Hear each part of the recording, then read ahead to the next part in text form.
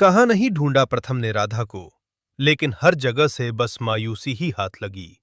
और अब तो हालत ये हो गई है कि राधा की याद में वो अपनी ही जिंदगी से दूर होता जा रहा है।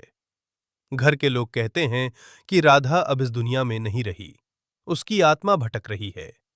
अगर आप सभी लोग भी राधा का साथ देना चाहते हैं, तो राधा के लिए इस वीडियो को एक लाइक करके, चैनल को सब्सक्राइब करके, बेल आइकन को ऑल पर सेलेक्ट कर दीजिए। लेकिन प्रथम मानने को तैयार ही नहीं है। उसके लिए राधा अभी भी जिंदा है। उसी की आवाज, उसी की परछाई उसे हर जगह महसूस होती है। एक रात अचानक तेज हवा चलती है और कमरे का दरवाजा अपने आप खुल जाता है। खिड़कियां जोर जोर से हिलने लगती हैं और कमरे में अजीब सी सिहरन फैल जाती है।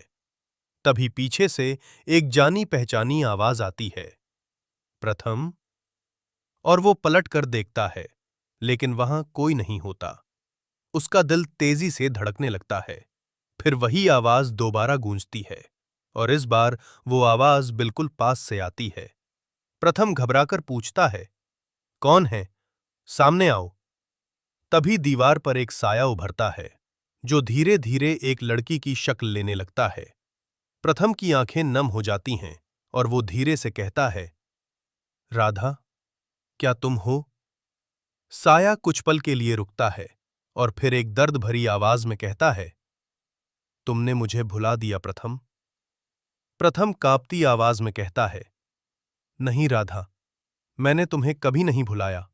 मैं हर दिन तुम्हें ढूंढता रहा। तभी अचानक कमरे की लाइट्स टिमटिमाने लगती हैं और साया और गहरा हो जाता है।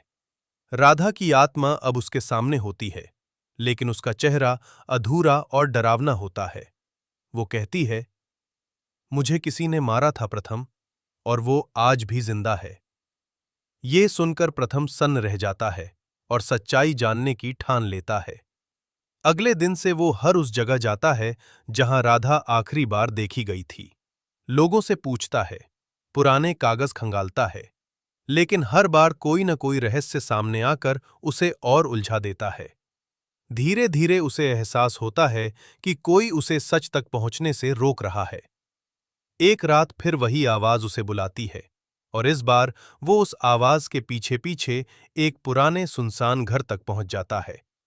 दरवाजा अपने आप खुलता है और अंदर घुप अंधेरा होता है।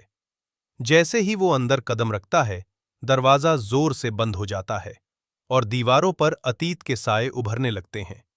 वो देखता है कि राधा किसी से लड़ रही है, मदद के लिए पुकार रही है, और फिर अचानक उसे धक्का दिया जाता है। ये देखकर प्रथम का खून खौल उठता है। तभी एक और साया सामने आता है और सच बताता है कि राधा को धोखे से मारा गया था और कातिल कोई अपना ही है। प्रथम का दिमाग घूम जाता है।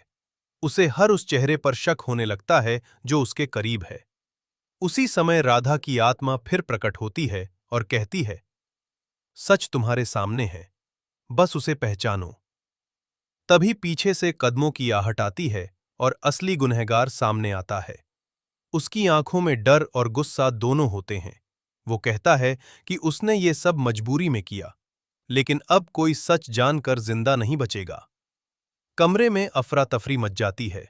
अचानक तेज हवा चलती है, चीजें टूटने लगती हैं और राधा की आत्मा भयानक रूप ले लेती है। वो गुस्से में चिल्लाती है, अब इंसाफ होगा। गुनहगार भागने की कोशिश करता है, लेकिन अदृश्य ताकत उसे रोक लेती है। प्रथम सब कुछ अपनी आंखों के सामने देखता है। उसका डर अब हिम्मत में बदल जाता है। वो राधा से कहता है, तुम्हें न्याय मिलेगा, मैं तुम्हें अकेला नहीं छोड़ूंगा। धीरे धीरे सब शांत हो जाता है।